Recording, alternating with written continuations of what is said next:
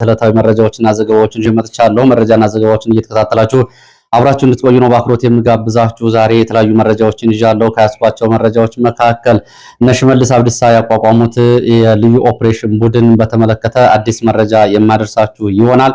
ይሄ ገሬ ዱባፋ ድግደማ ተብሎ የሚጠራ በኦሮሞኛ እንዲሁም ደግሞ በአማርኛ የራሱ ስያሜ ያለው ቡድን ማን ነው ምንድነው የሚለውን በተመለከተ ዝርዝር መረጃ በዚህ ሰዓት አደርሳችኋለሁ። ይሄ ቡድን በአምቦና በአዲስ አበባ አሁን የተለያዩ ኦፕሬሽኖች ስምሪት ተሰጥቶት እየተንቀሳቀሰ ነው ተብሏል።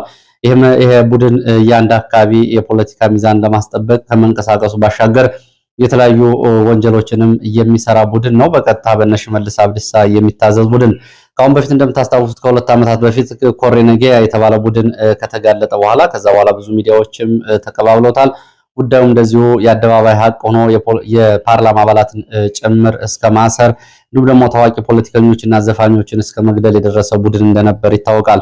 ዛሬስ ይሄ ገሬ ዱባፋ ዱግዴማ የሚባለው ቡድን ማን ነው የሚለውን በዝርዝር አደርሳችኋለሁ። መሪው ማን ነው? ምን እየሰራ ነው? እንዴት ተመሰረተ? ዓላማው ምንድን ነው? በሚለው ላይ የተለያዩ መረጃዎችን አደርሳለሁ። እየተከታተላችሁ አብራችሁ እንድትቆዩ ነው በአክብሮት የምጋብዛችሁ። በአማራ ክልል ሰሜን ወሎ በቆቦ ከተማና አቅራቢያ ከባድ ውጊያ እየተደረገ ነው የሚገኘው። ውጊያው በአየር ኃይል በመካናይዝድ የታገዘ ነው። ከቆቦ ከተማ እስከ ራያ ዋጃ አቅራቢያ ድረስ ባሉ 5 ቦታዎች ላይ ከባድ ውጊያ እየተደረገ ሲሆን ውጊያው የጨበጣን ጨምሮ በከባድ መሳሪያ በድሮን እንደዚሁ የታገዘ እንደሆነ መረጃዎች ያሳያሉ። ዝርዝር መረጃ ደርሳችኋለሁ። በዚህ ምክንያት ከወልዲያ ቆቦ፣ አለማጣ፣ መቀሌ የሚወስደው ማነው መንገድ ተዘግቷል። በቆቦ ከተማ አጠቃላይ እንቅስቃሴ ቆሟል። በርካታ ቁስለኞችን የሚያመላልሱ ባጃጆች፣ አምቡላንሶች፣ ፓትሮሎች ብቻ ይታያሉ። ከዛ ውጭ እንቅስቃሴ ሙሉ በሙሉ ቆሟል።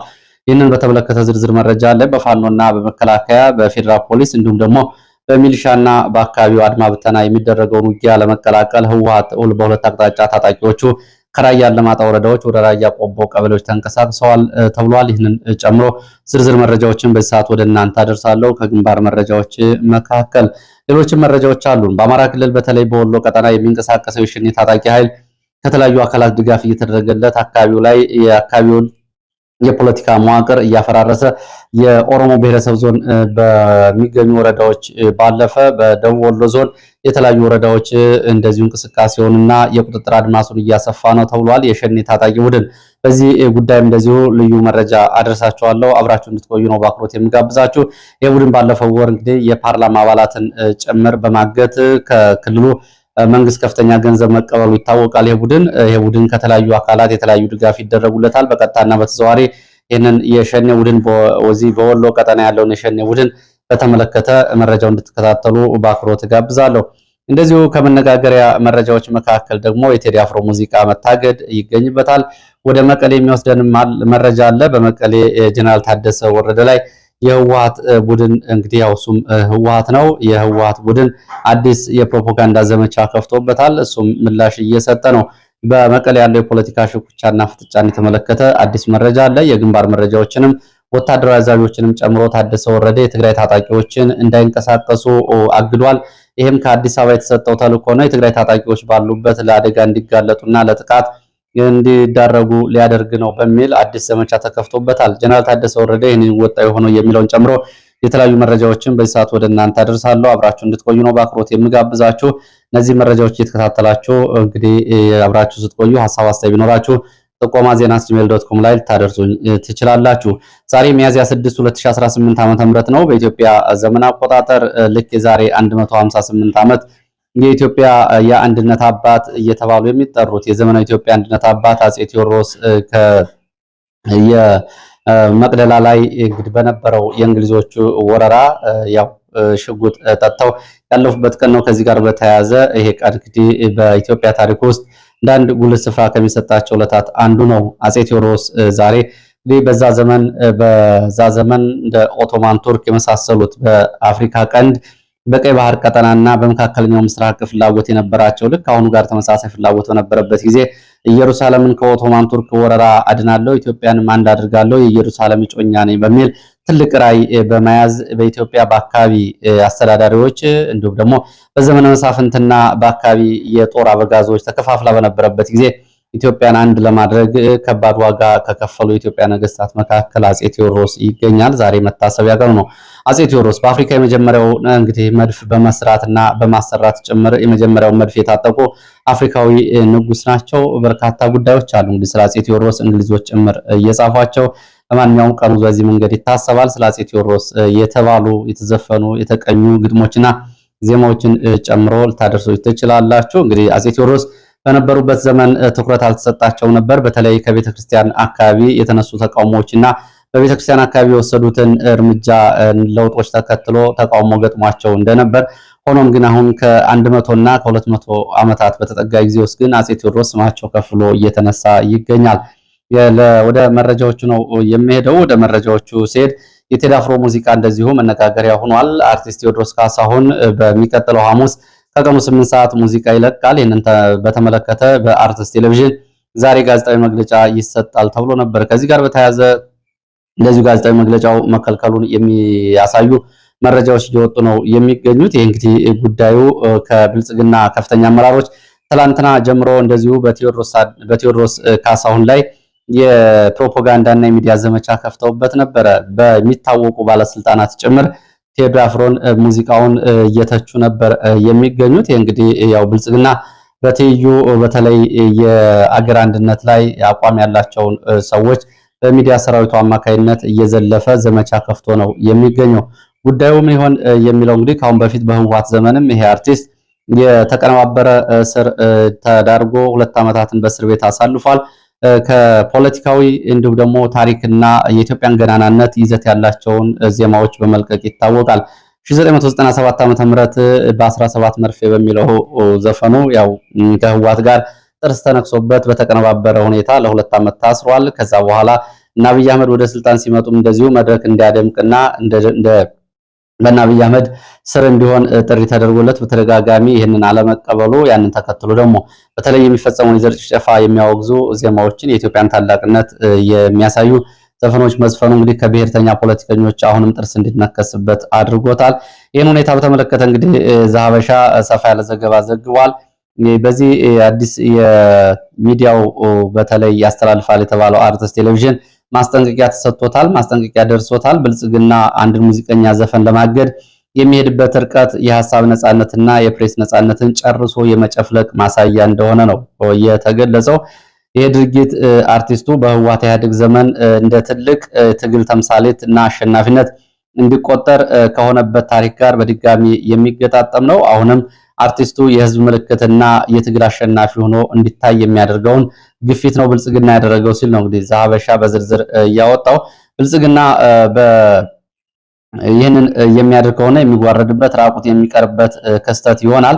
ብልጽግና ቤት ለቤት በመዞር ህዝብን ለማፈን ያለውን የተስፋ መቁረጥና የደንታቢስነት ደረጃ የሚያሳይ ነው ጉዳዩ።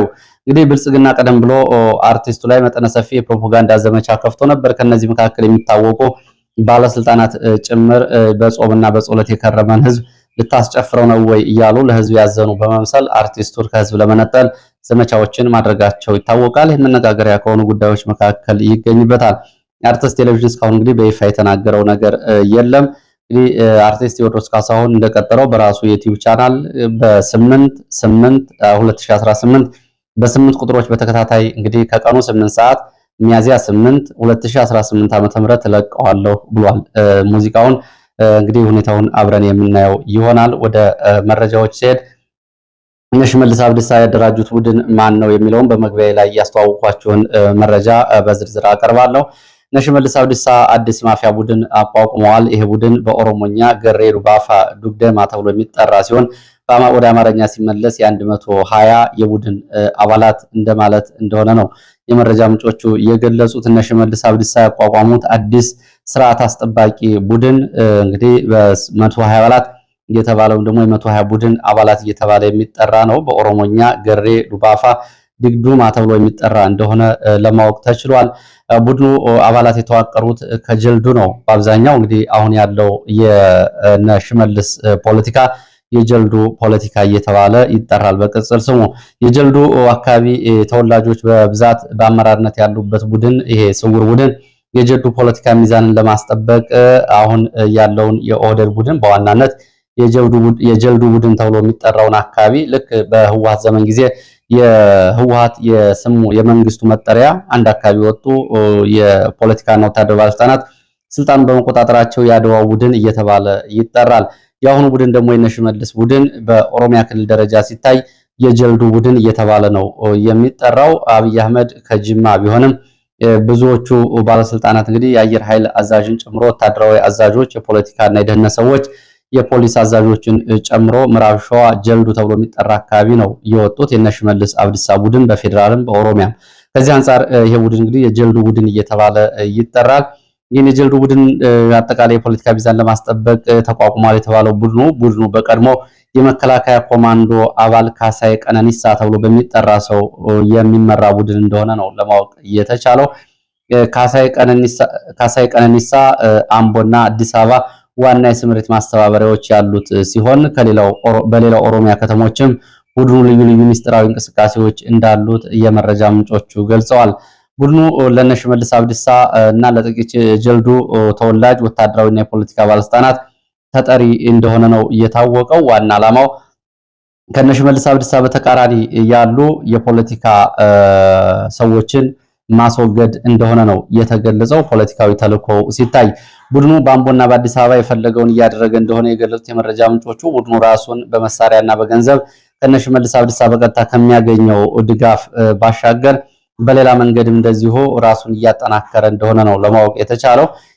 ከክልሉ መንግስት በነሽመልስ አብዲሳ አማካይነት ሁሉም ባለስልጣናት አያውቁትም፣ የበጀት ድጋፍ ይደረግለታል፣ በበጀት ራሱን ያጠናክራል። በሌላ በኩል ደግሞ ባለሀብቶችን ያግታል፣ ያስፈራራል፣ ገንዘብ ይቀበላል። የነሽመልስን የብልጽግና የሚቃወሙ ያላቸውን ወታደራዊና የፖለቲካ ባለስልጣናት ያስራል፣ ያስወግዳል።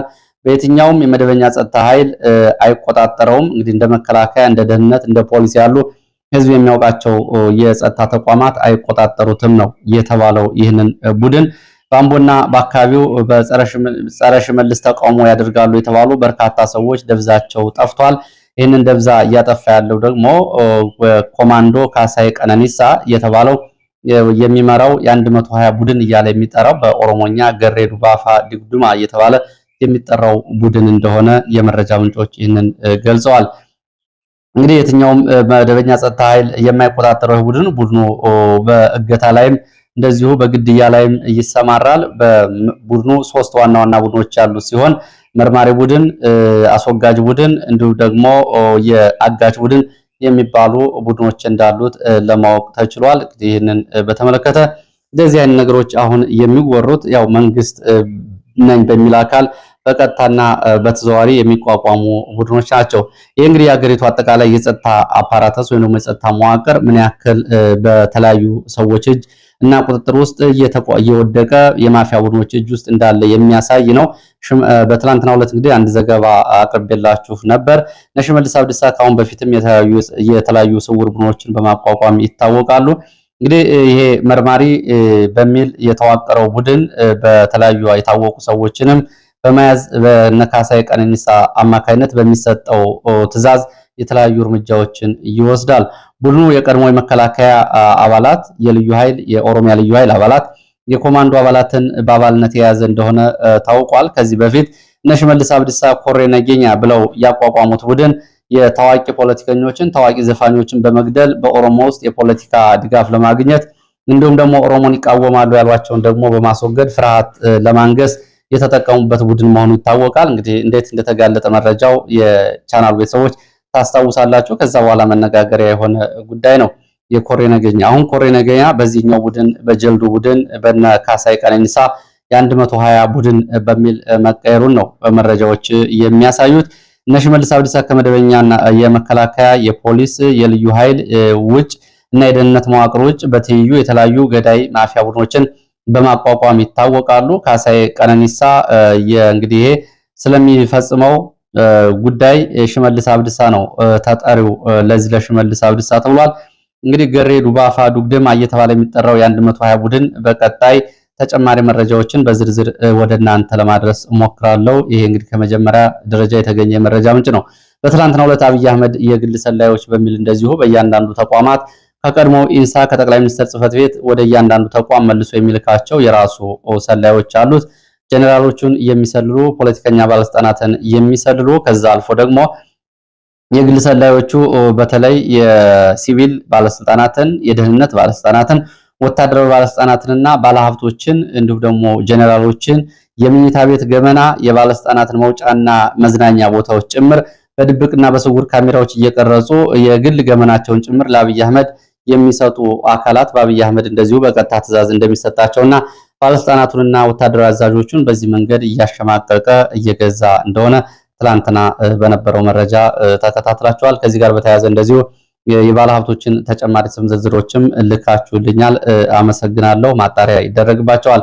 አብይ አህመድ ጋር እኔ ወዳጅ ነኝ፣ የፈለኩትን አስገባለሁ፣ የፈለኩትን ከቀረጥ ነፃ እያስገባው ነው በሚል ወንጀልና ወንብድና የሚፈጽሙ ባለሀብቶችንም ስም ዝርዝር ልካችሁልኛል። ማጣሪያ የሚያስፈልገው ስለሆነ ወደፊት እንሄድበታለን። ወደ ሌላው መረጃችን ስንሄድ ወደ አማራ ክልል በኦሮሞ ብሔረሰብ ዞን ያለውን የኦነግ ሸኔ ታጣቂዎች እንቅስቃሴ በተመለከተ ያለውን ዝርዝር መረጃ ወደ እናንተ አደርሳለሁ። በአማራ ክልል እንግዲህ ካሉ አካባቢዎች አንዱ በወሎ ቀጠና የተለያዩ የፖለቲካ ፍላጎት ያላቸው አካላት እንቅስቃሴ እያደረጉ ነው የሚገኙት። እነዚህ አካላት እንደዚህ አይነት ታጣቂ ቡድኖችን ለተለያዩ ዓላማዎች እየተጠቀሙባቸው ነው የሚገኙት። አንዳንዶቹ ወሎን ክልል እናደርጋለን የሚሉ፣ አንዳንዶቹ የሃይማኖት አጀንዳ ያላቸው፣ አንዳንዶቹ ደግሞ ይህንን ቀጠና የወሎ አካል ነው በሚል ሰሜን ኦሮሚያ እያሉ የሚጠሩ የተለያየ ፍላጎት ያላቸው አካላቶች በዚህ ቀጠና ይገኛሉ። የአማራ ክልል ደግሞ እንግዲህ ብልጽግና ከዛም ቀደም ብሎ የነበረው ብአዴን ይህንን የኦሮሞ ብሔረሰብ ዞን ተብሎ የሚጠራውና በህወሓት እንደ ክፉ ጊዜ ፈንጅ የተጠመደው ቀጠና ለመቆጣጠር አልቻለም። አሁን ይሄ ቀጠና ከናዝሬት እና ከአዲስ አበባ ባሉ ፖለቲከኞችና ወታደራዊ ባለስልጣናት በቀጥታና በተዘዋዋሪ የሚተዳደር አካባቢ ነው። የክልሉ ልዩ ኃይልና የክልሉ ፖሊስ እንዳይገባብኝ እስከ ማለት የደረሰ ዞን ነው። እንግዲህ በአማራ ክልል ካሉ ዞኖች በቆዳ ስፋት በጣም ትንሽ የሚባለው ዞን ነው። የፖለቲካ ጉልበትና ታጣቂ ስምሪቱ ግን ያው እንግዲህ ከአሁን በፊት ህወሓትም ወደ አካባቢው ወረራ ሲፈጽም ከሰሜን ጦርነት ጊዜ የታየውን አይነት እንቅስቃሴ ያደርጉ ያሉት በአጣየን 9 ጊዜ እና አካባቢውን በርካታ ጊዜያት ያወደመ ታጣቂ ቡድን ነው። ይሄ ታጣቂ ቡድን ዝም ብሎ አንድ አካባቢ ታጣቂ ቡድን አይደለም፣ የተለያየ ፖለቲካ ፍላጎት ማስፈጸሚያ ነው። እስኪ መረጃዎቹን ወደ እናንተ ላድርስ። በአማራ ክልል ኦሮሞ ብሔረሰብ ዞን ከሚሴ ቀጠና በዞኑ የሚገኙ የሸኔ ታጣቂዎች ከባቲና አካባቢው በመነሳት ወደ ደቡብ ወሎ ወረዳዎች እየተስፋፉ እንደሆነ ነው ለማወቅ የተቻለው። ከብሔረሰብ ዞኑ የብልጽግና መዋቅር የብሔረሰብ ዞኑን የብልጽግና መዋቅር እያፈራረሱ የሁለት ወረዳዎችን ገጠራማ ቀበሌዎች ሙሉ በሙሉ የተቆጣጠሩት እነዚህ ታጣቂዎች ከኦሮሚያ ክልል ሰሜን ኦሮሚያ በሚል ፕሮጀክት በፖለቲካዊና ወታደራዊ ድጋፍ ያገኛሉ። ከኦሮሞ ተቃዋሚዎችም እንደዚሁ የተቃዋሚ ኃይሎች የገንዘብና የቁሳቁስ ድጋፍ ይደረግላቸዋል። ከኦሮሞ የመከላከያ አዛዦች በአካባቢው እንግዲህ ባለው ጦርነት በአካባቢው ስምሪት የወሰዱ የኦሮሞ መከላከያ አዛዦች የአካባቢውን ሕዝብ ከጽንፈኛ ለመጠበቅ በሚል ደግሞ የቡድን መሳሪያዎችንና የመከላከያ ዘመናዊ መሳሪያዎችን ያስታጥቋቸዋል።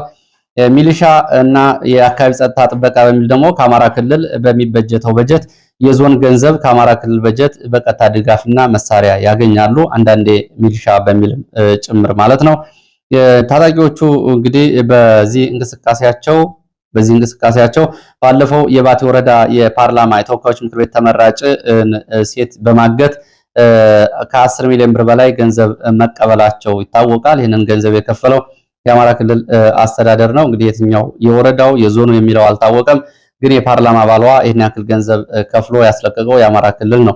ይህን የመሰለ ገንዘብ እያገኙ ነው ታጣቂዎቹ አሁን ጉልበታቸውን እያፈረጠሙ የሚገኙት።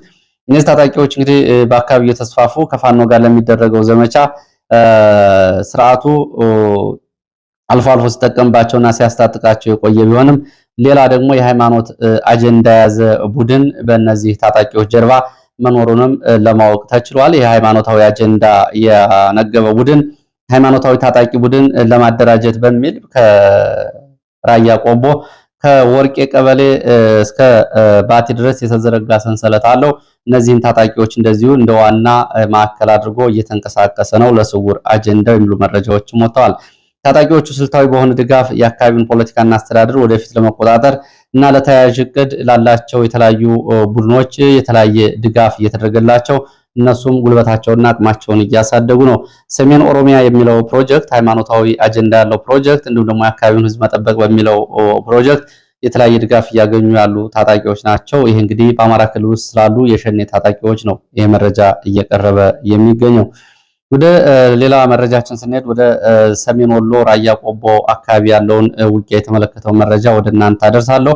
በሰሜን ወሎ ራያ ቆቦ ከተማ አቅራቢያ ከሌሊቱ 11 ሰዓት ጀምሮ እስከዚህ ሰዓት ድረስ ከባድ ውጊያ እየተደረገ ነው የሚገኘው። ውጊያው በአየር ኃይል፣ በመካናይዝድ፣ በእግረኛ የታገዘ እንደሆነ የቆቦ ከተማ የመረጃ ምንጮች ገልጸዋል። ቆቦ ከተማ አቅራቢያ ጠዘጠዝ ተብሎ ከሚጠራው ቦታ እስከ ዋጃ አቅራቢያ ድረስ ጮቢበር ተብሎ እስከሚጠራው ቦታ ድረስ ሰፊ ቦታ የሸፈነ ውጊያ ነው እየተደረገ ያለው። ውጊያው እንግዲህ በከባድ መሳሪያ መድፍን ጨምሮ ተከታታይ ድብደባ እየተደረገ እንደሆነ የመረጃ ምንጮች ገልጸዋል። ሁለት ድሮኖች ዝቅ ብለው እያንዣበቡ ነው እንግዲህ ሽፋን እየሰጡ ነው የሚገኙት። ውጊያው በመከላከያና በፋኖ መካከል እየተደረገ ነው የሚገኘው። ይህንን ውጊያ ለመቀላቀል ደግሞ ህወሓት በሁለት አቅጣጫዎች ታጣቂዎችን ከራያ አላማጣ ቀበሌዎች ወደ ራያ ቆቦ ቀበሌዎች ማንቀሳቀሱ ነው የመረጃ ምንጮች የገለጹት። ታጣቂዎቹ ወታደራዊ ስምሪት ወስደዋል። ከራያ አላማጣ ወረዳዎች አገዳ ቀበሌ ተብሎ ከሚጠራው ወደ ጎለንሻ ተብሎ ወደሚጠራ አካባቢ የህወሓት ታጣቂዎችም የእግረኛ እንቅስቃሴ እያደረጉ እንደሆነ የዓይን እማኞች ገልጸዋል። ከራያ አላማጣ ከተማ የተነሱም እንደዚሁ የህወሓት ኦራል ወታደራዊ ተሽከርካሪዎች እንደዚሁ ወደ ራያ ጥሙጋና ዋጃ እንቅስቃሴ ስለማድረጋቸው የመረጃ ምንጮች ገልጸዋል። ከታች በመካናይዝድ ከላይ በአየርና በእግረኛ የተደረገ ያለው ውጊያ አሁንም ድረስ ቀጥሏል። ይህንን ውጊያ በተመለከተ ሁለት የቆቦ የመረጃ ምንጮች የሚከተለውን አስተያየት አድርሰዋል። አንደኛው የቆቦ ከተማ ነዋሪ ስለ ሁኔታው ሲናገር ማለዳ 11 ሰዓት ከ20 ከእንቅልፍ የተቀሰቀስ ነው በከባድ መሳሪያ ነው። ከባድ መሳሪያ ሲተኮስ የቤታችን መስኮት መስተዋቶች እንደዚሁ ይነዝራሉ ብሏል። ወደ ቆቦ ከተማ አቅራቢያ ጠዘጠዝ አካባቢ በሲቪሊያን ላይ ጉዳት መድረሱን ሰምቻለሁ። ሆስፒታል የገቡ ሲቪሊያን እንዳሉ ሰምቻለሁ። ጠዘጠዝ የሲቪሊያን መገደላቸውን እንደዚሁ መስማታቸውን የመረጃ ምንጩ ገልጸዋል። በዚህ ሁኔታ እንግዲህ ከማለዳ 1 ሰዓት ተኩል ጀምሮ ሁለት ድሮኖች በቆቦ ከተማ እስከ ዋጃ ጥሙጋ አሰሳና ቅኝት እያደረጉ መመልከታቸውንም ገልጸዋል። ከዚያ ውጭ ያለውን ሁኔታ ለመከታተል ግን ከባድ መሆኑንና እንቅስቃሴ ሙሉ በሙሉ መቆሙን የገለጹት የመረጃ ምንጮች አሁንም ውጊያው ቀጥሏል ብለዋል። ሌላው ሁለተኛው የመረጃ ምንጭ ደግሞ 3 ቦታዎች ላይ የጨበጣና የጅበጅ ውጊያ እየተደረገ እንደሆነ ሰምቻለሁ። ጠዘጠዝ፣ ጋላሜዳ፣ ጮቢበር ተብሎ በሚጠሩ አካባቢዎች በ3 ግንባሮች በመድፍ እንዲሁም ደግሞ በነፍስ ወከፍ መሳሪያዎች የታገዘ የጨበጣ ውጊያ እየተደረገ እንደሆነ ሰምቻለሁ ብሏል። ይህንን ከጮቢበር እስከ አባርጎ ከላስታ ማግለያ ወደ አመያ ወደ ሆርማት ወደ ቀዩ ጋሪያ የከባድ መሳሪያ ድብደባዎች ቀጥለዋል። የህወሓት ታጣቂዎችም በሌላ በኩል ኩቢ ቀረንሳ ተብሎ ወደሚጠራ አቅጣጫም እንቅስቃሴ እንዳላቸው ሰምቻለሁ ብለዋል። ሆርማት ተብሎ የሚጠራው የመከላከያ ጊዜያዊ ካምፕ በርካታ ቁስለኞች ከተለያዩ ግንባሮች እየገቡ እንደሆነ የገለጹት የመረጃ ምንጭ ሆርማት ቁስለኞች በባጃጅ በአምቡላንስ በፓትሮል እየተጓጓዙ ይገኛሉ። መከላከያ፣ ሚሊሻ፣ አድማ ብተና፣ ፖሊስ፣ የፌዴራል ፖሊስን ጨምሮ በዚህ ውጊያ በጋራ ከፋኖ ጋር ውጊያ እያደረጉ እንደሆነ የጉዳት መጠኑ ግን እስካሁን ድረስ በዝርዝር አልታወቀም።